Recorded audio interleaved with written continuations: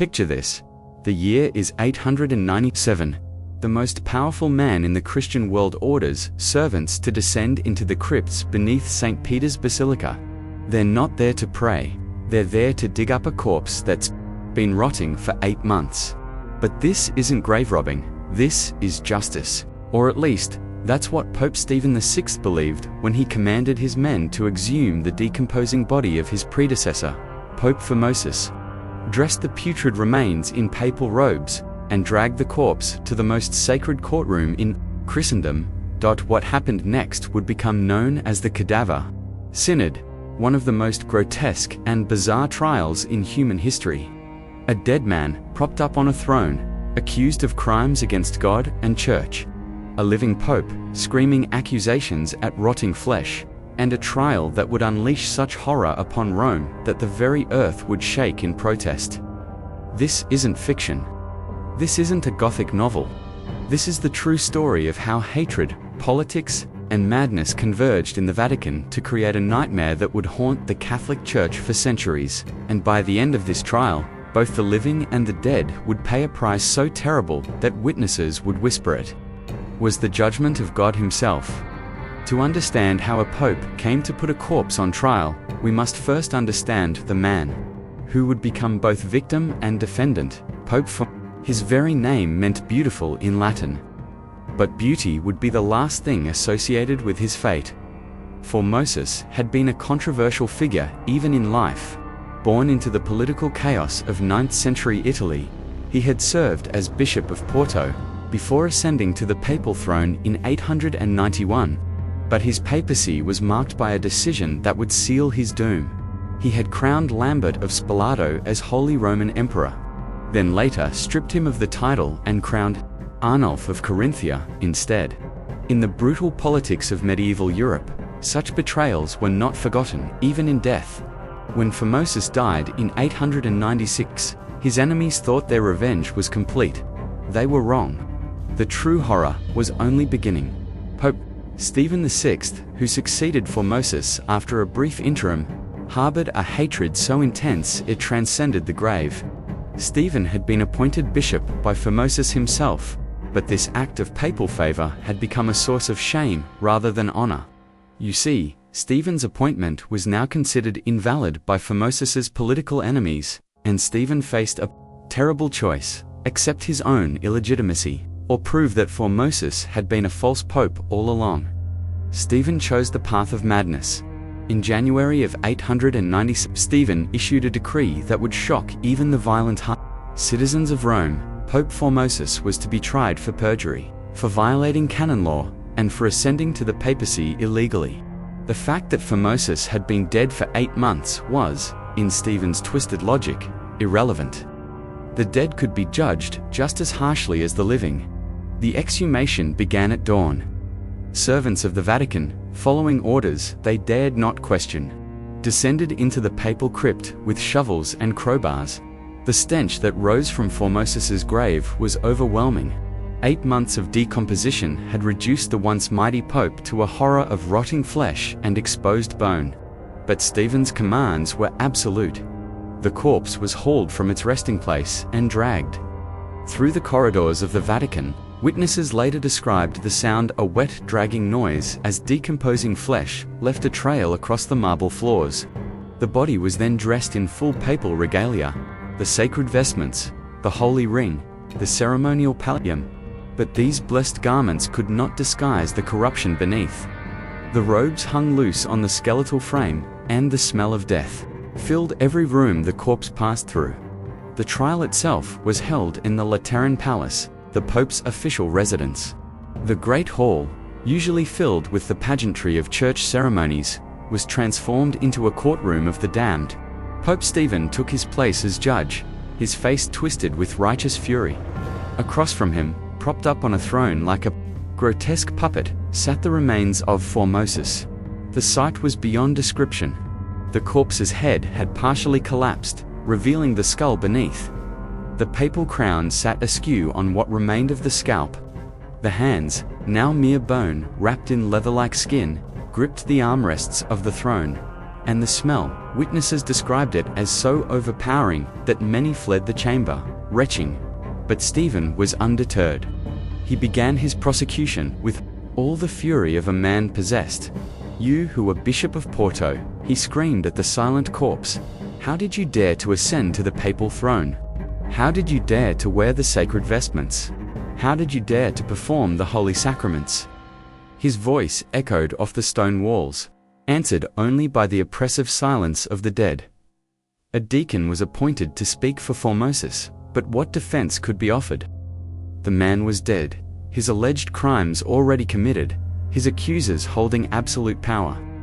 The deacon could only stand in horror as Stephen continued his tirade, sometimes addressing the corpse directly, sometimes turning to the assembled crowd of bishops and cardinals who watched in stunned silence.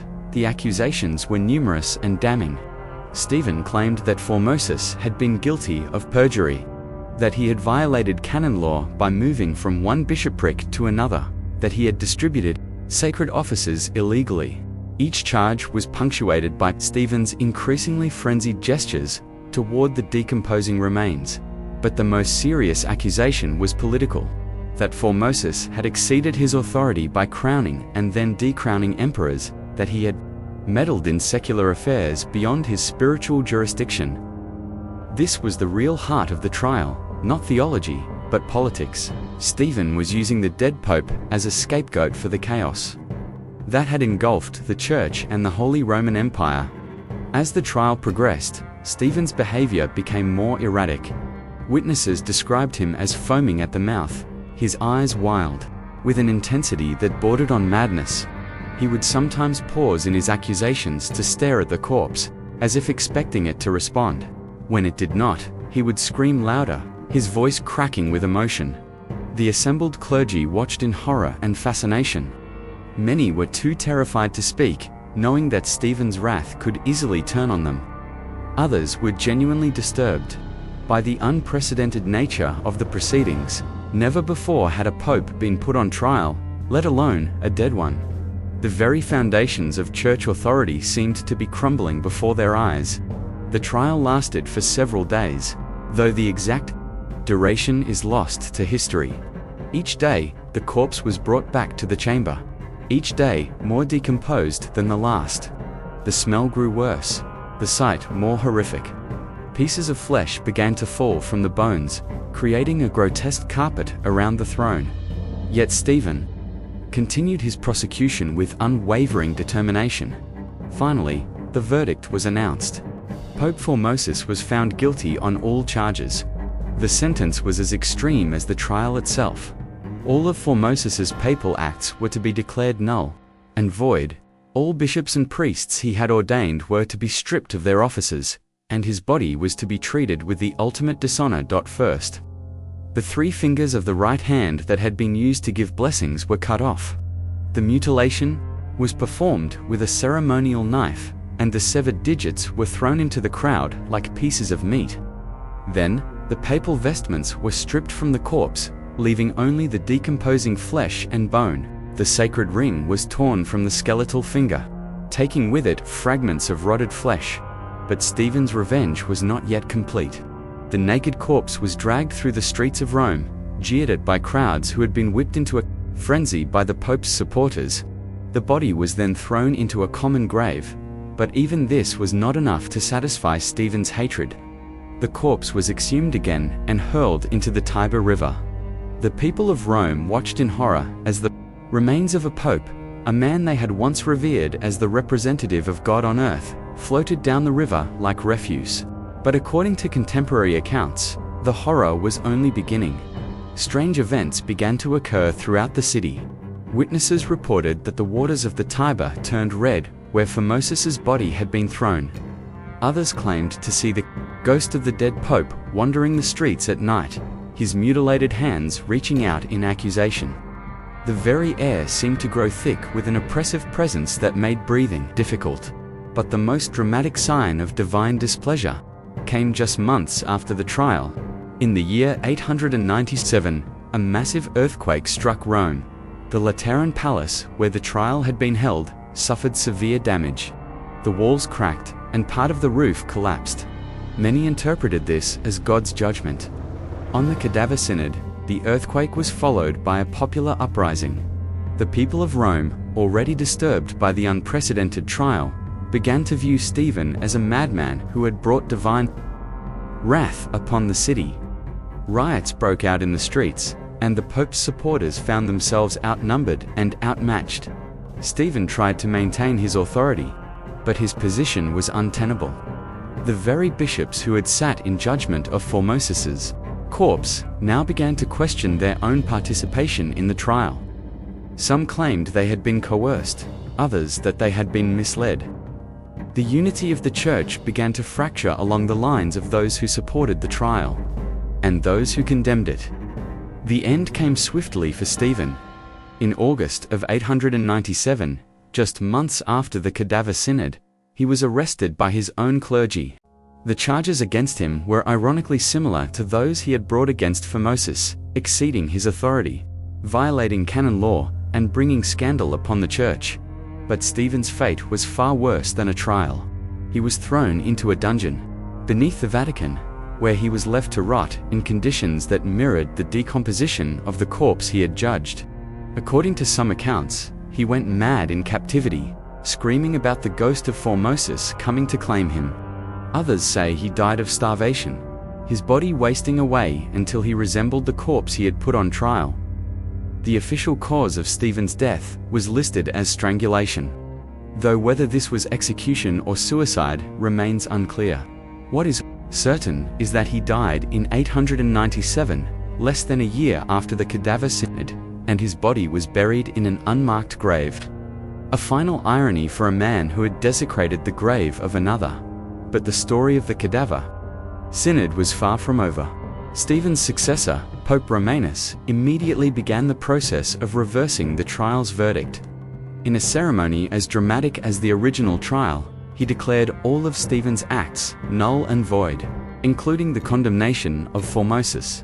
The body of Formosus was retrieved from the Tiber River by fishermen who claimed to have been guided by divine visions.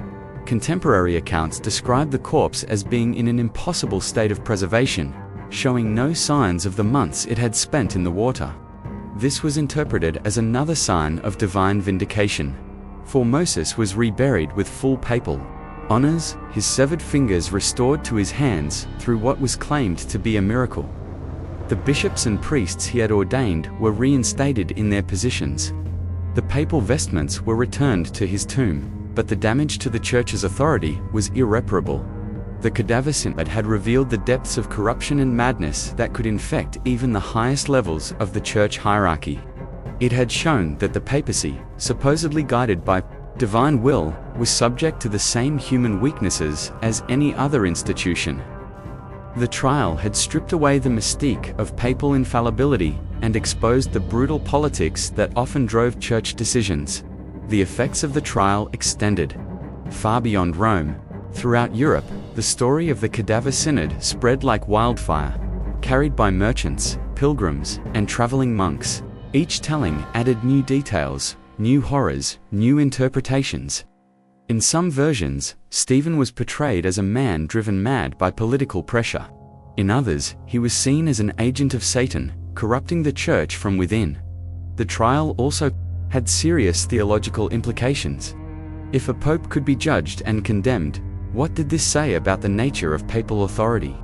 If the acts of a pope could be declared null and void, what did this mean for the sacraments he had performed, the bishops he had ordained, the decisions he had made? These questions would continue to haunt the Church for centuries. The Cadaver Synod became a touchstone for debates about papal power, Church authority, and the nature of divine judgment. It was cited by reformers who wanted to limit papal power and by traditionalists who wanted to strengthen it. The trial also inspired a genre of medieval literature that combined religious themes with horror elements. Tales of reanimated corpses, trials of the dead, and divine retribution became popular throughout Europe.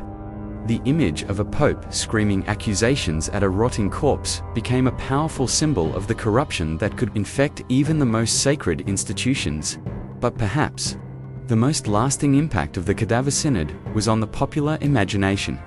The trial represented something fundamental about human nature: the capacity for hatred to transcend even death, the willingness to desecrate the sacred in pursuit of political goals, and the thin line between justice and madness. The story became a cautionary tale about the dangers of unchecked power and the importance of maintaining moral boundaries even in the pursuit of legitimate goals. It showed how quickly respected institutions could descend into chaos when led by individuals who placed personal vendettas above their sacred duties. As we reach the end of this tale, you might wonder what lessons we can draw from this millennium-old nightmare. The Cadaver Synod stands as one of history's most bizarre and disturbing episodes, but it's far from being just a macabre curiosity. The trial of Pope Formosus reveals something profound about human nature: how hatred can consume reason, how politics can corrupt even the most sacred institutions, and how the pursuit of power can lead to acts that shock the conscience of humanity. When Pope Stephen VI dragged that decomposing corpse into his courtroom, he wasn't just putting a dead man on trial. He was putting the very concept of justice itself on trial. The earthquake that followed, the popular uprising, the mysterious preservation of Formosus's body. Whether you believe these were divine interventions or simply the consequences of human actions, they all point to a fundamental truth: there are boundaries that should not be crossed. Even in the pursuit of what we believe to be righteousness, the Cadaver Synod became a warning that echoed through the centuries. It showed future generations that no institution, no matter how sacred or powerful, is immune to corruption when its leaders abandon moral principles for political gain. The image of that rotting pope on his throne became a symbol of what happens when vengeance masquerades as justice. But perhaps the most chilling aspect of this story is how easily it could be forgotten. The Cadaver Synod was deliberately obscured by church historians, buried in archives, relegated to footnotes. It was too embarrassing, too disturbing, too revealing of the church's capacity for darkness. Yet the story survived, passed down through whispered accounts and fragmented records, because some truths are too important to be lost. In our modern world, we might think ourselves above such medieval barbarism. But the Cadaver Synod reminds us that the capacity for institutional madness hasn't disappeared, it's simply taken new forms. The trial of a dead pope shows us what happens when those in power lose sight of their humanity in pursuit of their goals. The ghost of Formosus may have long since found peace, but the lessons of his grotesque trial remain as relevant today as they were in 897. Power corrupts, hatred destroys, and sometimes the dead have more dignity than the living. So the next time you hear about injustice masquerading as righteousness, remember the Cadaver Synod. Remember a pope so consumed by hatred that he put a corpse on trial. Remember that some boundaries once crossed can never be uncrossed. And remember that in the end, both the living and the dead will face judgment, and history will decide who was truly guilty. The trial is over. The corpse has been laid to rest, but the questions it raised about power, justice, and human nature will haunt us forever.